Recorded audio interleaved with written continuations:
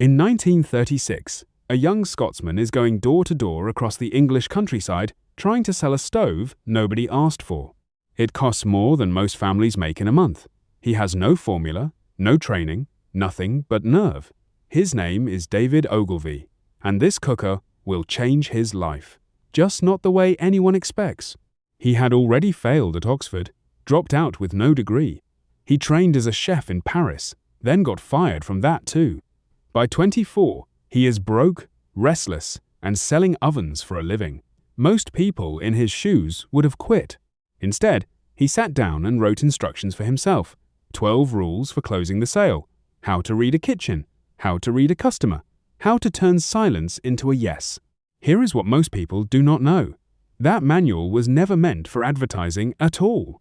It was written for other salesmen, just to help him hit quota. But his brother read it and passed it along to an agency in London.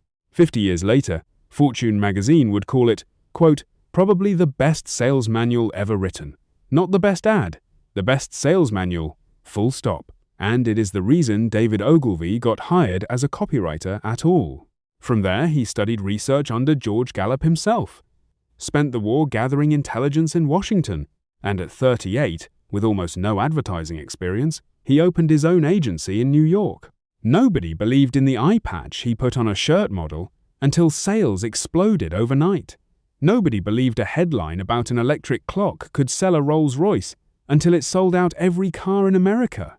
He built an empire on one idea, that the customer is not a moron. She is your wife. Respect her, and she will reward you. The man who once walked farmhouse to farmhouse selling stoves became the man Time magazine called the most sought-after wizard in the advertising business. Same nerve, same door, just a much bigger house behind it.